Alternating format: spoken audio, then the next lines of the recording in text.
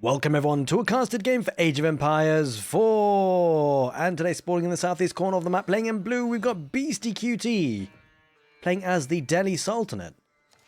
And battling out against them today in the northwest in red, representing Team My Insanity, it's Anotand, playing as the Jushi Legacy.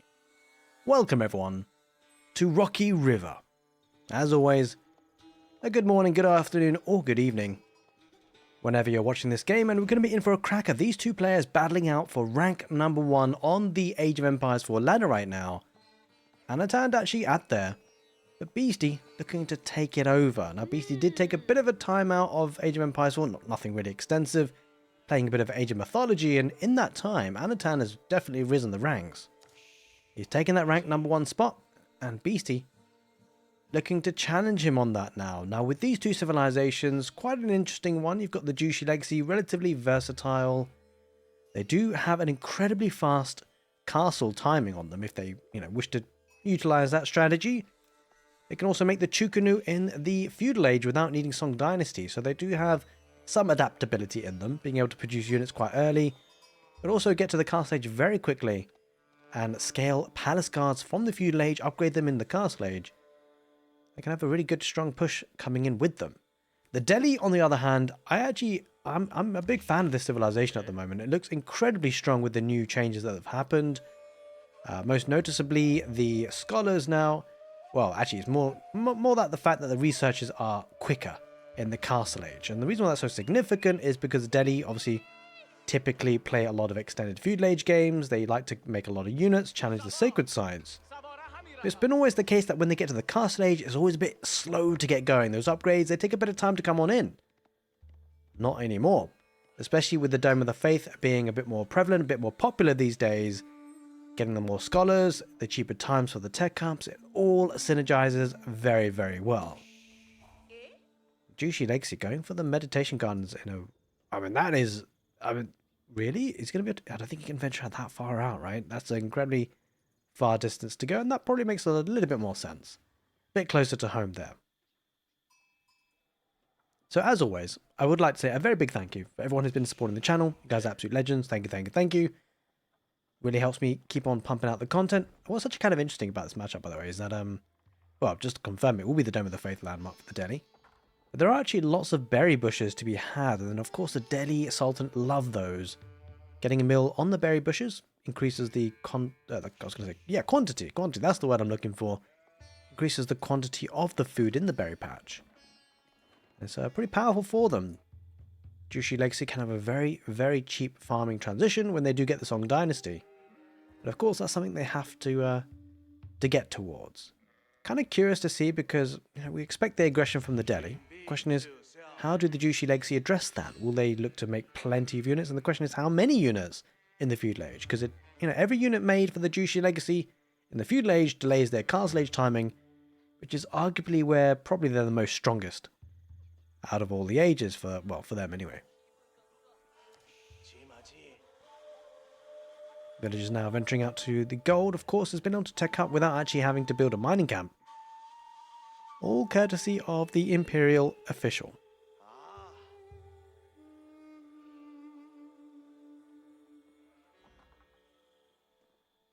Now, Dome of the Faith almost done. As it happens, the Meditation Gardens too. And one concern about the Meditation Gardens position, sure, it's going to get plenty of resources. However, it is a landmark which generates resources based on what's around it, but also the reduced rate is in play if enemies have their units around it. And, there's quite a high chance of that happening with the Delhi typically opening with a stable for Ghazi raiders. Of course, we have to get confirmation of that. But it would be surprising to see anything otherwise. What's quite nice for the Delhi as well, one thing to consider, is that Professional Scouts has kind of made a bit of a comeback to Age of Empires. Incidentally, the Delhi get all the technologies for free anyway. But it's more that the fact that actually taking this deer camp's a little bit easier. So the Scouts, they just click on a deer and they automatically bring them back to the capital town centre. Really helps things in terms of ease of usage of that technology. And players are certainly utilising it a bit more. Of course, you already start the game with one scout, so he can always be active in the mid-game to pick up those those deer carcasses. And it might not sound like a lot, but actually, in a game where timings are important, timings for farming transitions can be incredibly important, really. And of course, getting the deer camps delays that farming transitions. It means that the Jushi legacy can be a lot more under pressure for a lot longer of a sustained period of time. The Delhi can just keep making units, not having to transition to farms, which of course would, put a bit of a spanner in the works, slow down the steam of the train of the aggression. With the Jiangnan Tower, so it'll be a Song Dynasty early here for the Jushi legacy, and he will get some, well, it doesn't actually have production buildings, but, well, when he does make production buildings, he will be getting some units for free. There's the first Ghazi Raider, just harassing the gold somewhat, and yeah, certainly the Jushi legacy can be on the back foot, because you can see how quickly the Delhi are to get on the map. He's already got a Ghazi Raider out.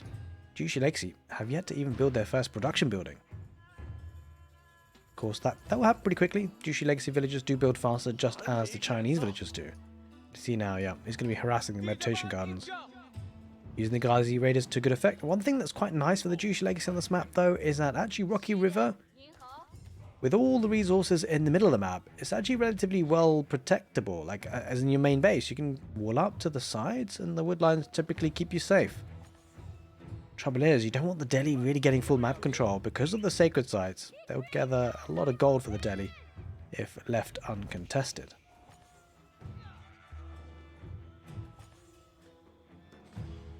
And double mill as well, by the way.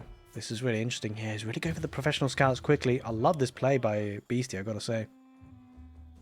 Wouldn't be surprised to see a couple of scouts being queued up before too long, once the technology is in play. And yeah, I love this build, actually. Because, again, we talk about how this allows the delayment of the farming transition.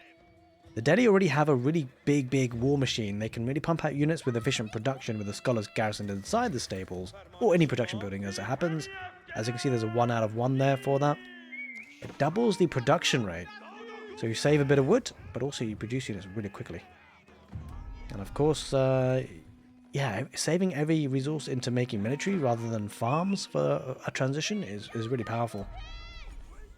Of course, Jushi legacy will have the cheaper farms with the Song Dynasty eventually. And it's likely he'll need the farms because it's hard to keep map control against the Delhi. That delays the military production, so there is certainly a window of opportunity here for the Delhi in the late feudal age, maybe early castle age, to really do some damage. It's going to be down to Anotand. Try and hold his base together. Adding in the archery range now as we speak. Expecting to see a scholar maybe just garrison inside that, pump out some archers to add in some variability to this army. Just mainly Ghazi Raiders versus horsemen at this point. Though we do see a handful of spearmen for the Jushi legacy. And it's really making it a bit of a fight in the feudal age with a double stable and a barracks. Did pick up one sacred site already, but it's probably going to lose a scholar for it. But still, get some resources.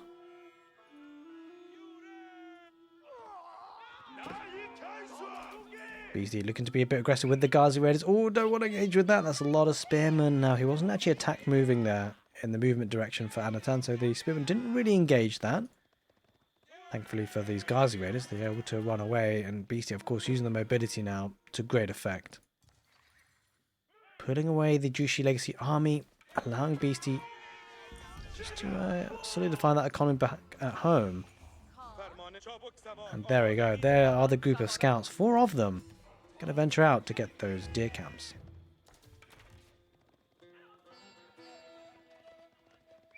A lovely play, by the way. These Ghazi Raiders certainly are a distraction, forcing Anotand's relatively immobile army in the form of spearmen to chase down, to then allow these scouts to pick up the deer carcasses. Great play here by Beasty, keeping his army active, keeping the Jushi legacy army busy to allow him to get away with this. Although, scouts, hey, what are you waiting for? Go, pick up, pick up. Oh, hello. There we go.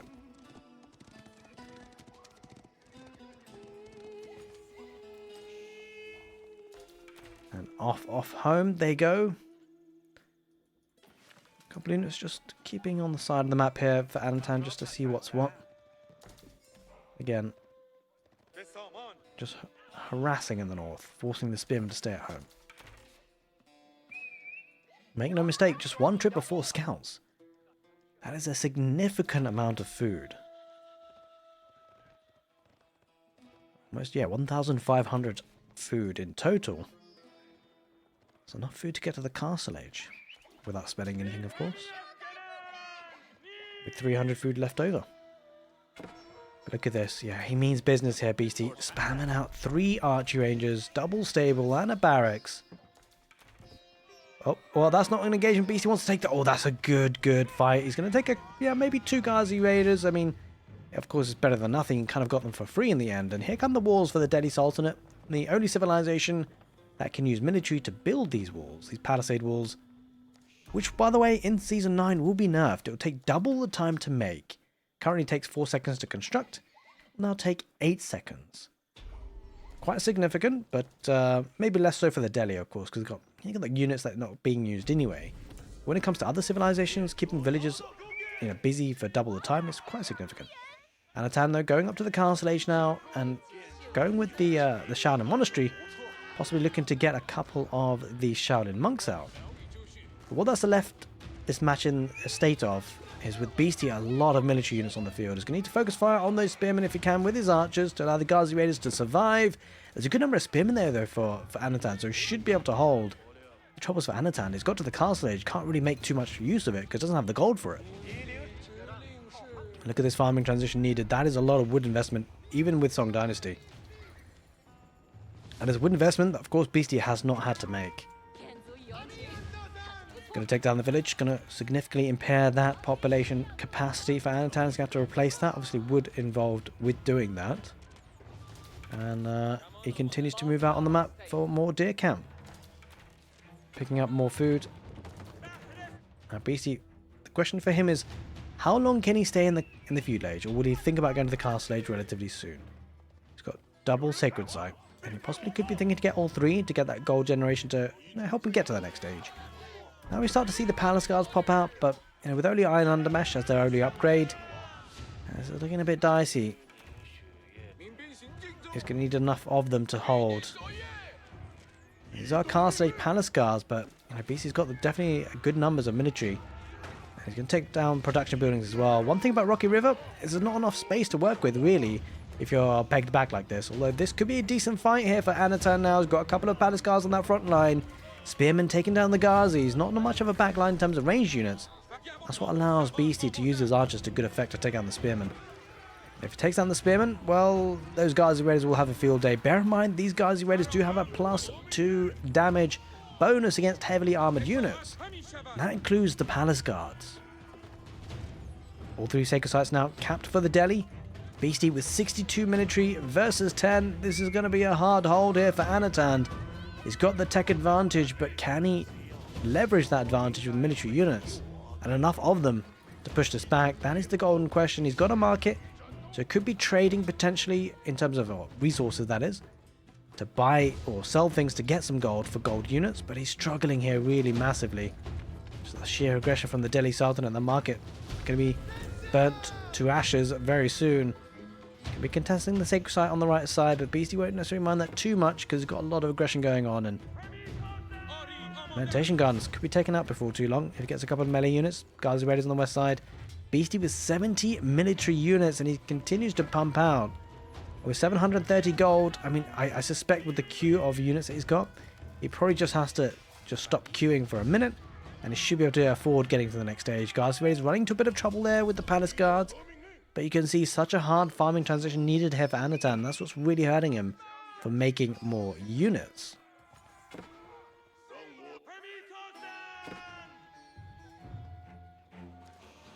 He's grouping his army here together. Beasty, no signs of heading back home just yet. And understandably so, but he's going to be looking to go to the castle age, and with the compound of the defender, this actually makes things pretty interesting because Beasty has a couple of options. He could actually head back home with his army, try and buy some time to get to that castle age. He could just stay here, force Anotand's army to stay at home, but Anotand might want to engage before too long. Overall, Beasty will not want to lose this army so that he can upgrade it once he does get to the castle edge and is doing some shenanigans. He's getting the palisade walls. This is really smart because he's got ranged units. And what this allows to happen, he can get a gate and he can just go either side of the gate when these melee units try and attack the archers. This is a really smart move by Beasty. He's going to really be able to prolong the lives of these archers. And you can see the palace guards coming on through now. But Beasty's created a bit of a playpen. Okay, a couple of archers there going around the right side, but he goes on the other side of the walls, and now these palace guards can do absolutely nothing against them, whilst the archers do still pepper the arrows. Now these palace guards, now granted the palace guards do have the second ranged armor upgrade, which makes it incredibly difficult for them to do too much damage, but the front line of the guards is with the extra bonus damage to heavy armored units. It's looking pretty good. He does burn and break through the walls though. Melee unit's going to tank there for Beasty. What's that, Beasty? He's going to head back home soon, or at least try and get there. Try and save as many of these archers as possible. Of course, palace guards do have the movement speed advantage, 1.38 tiles per second versus the 1.25. But he's got another palisade walls to hide behind here, Beasty. One thing to bear in mind, you know, with the most recent buff for the Delhi, with the research times being reduced, what this allows is actually these archers to be upgraded at a relatively decent timing. You can see actually about to be upgraded very soon. Spearman being upgraded to about 2 minutes or so on that one. And the reason why this is so significant is because prior to the buff, the timing on the upgrades was so slow that this power spike for the Delhi was very, very, very slow to get going. And what that meant is that often these units actually be throwaway units, because by the time you even get the upgrade, you know, your enemy is probably forced to fight. But things have changed, and now these archers are actually going to remain relevant into the mid-game, despite being up against heavily armoured units. I suspect, though, now that he's in the castle edge, he probably... Whoa, okay, nothing going to be grabbed there, but he's picking up some relics as we speak. Got 4 in his clutches, would you believe? That's the other benefit of the Delhi. They've got plenty of arms, usually, so they can grab them in the castle edge.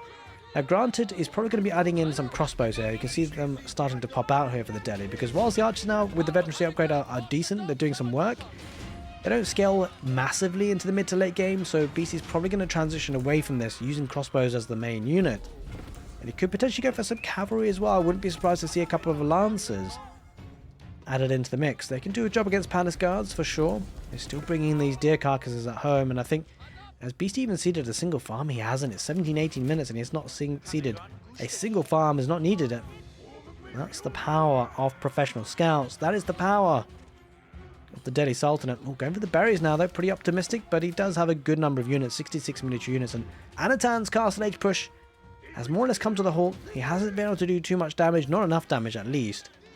And Beasty is looking at a firm position here. And behind all of this though, Anotand is starting to add more town centres.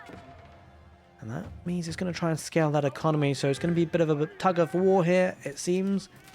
I suspect Anotand's going to be having some pressure against him. He's kind of inviting it, but understandably so. He's struggling to win the military battle, so he's going to try to win the eco battle.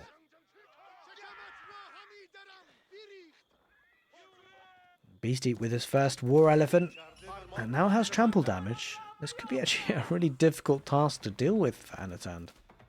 Going with a couple of palace guards down the south, looking to raid a little bit. But 2 sacred sites. 2 relics in play already deposited, 2 more coming on in. Gold is going to be plentiful for the Delhi. And there's a second elephant now on the way. A bit of a calm before the storm. Delhi are moving out. The second town centre is up and running now for Anotand. Of course, what that means is heavy food investment in that. Oh, a third town centre, holy moly. That's going to take up a lot of food to make those villages, and it's a bit problematic because it means there's less food for army, which is probably what he really needs at the moment. So Beasty definitely has a good window of opportunity here. And this is what we talked about. You know, Anotand's he's needed a heavy farming transition. I think Beasty already he's not even added a single farm. He might soon, actually. He's harbouring or storing up a bit of wood for it. So the archers now are being looked to be, he's just going to throw away these units. We talked about it earlier on the cast. Eventually these units do become a bit of throwaway units, and he's going to use them to really good effect though.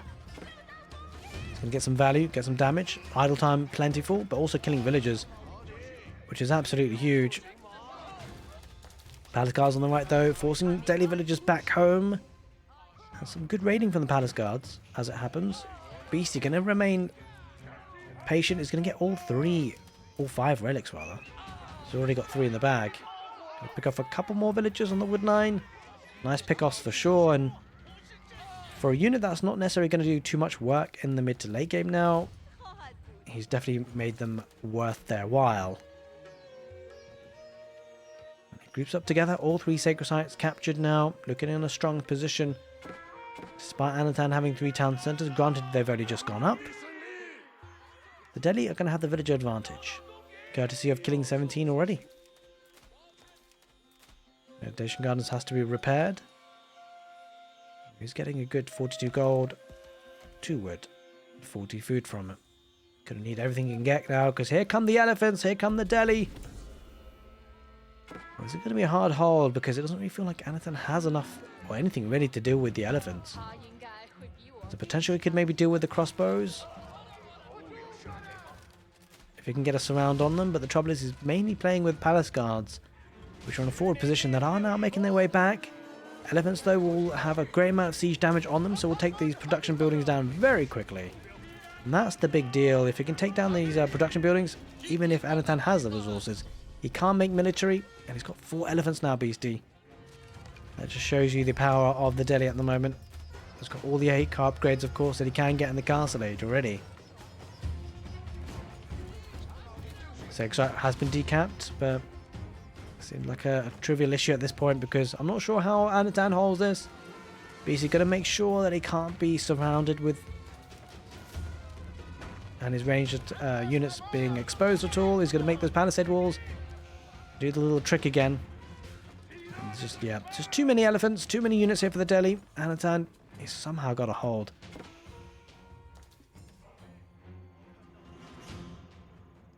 It's a bit of a tricky one, to say the least.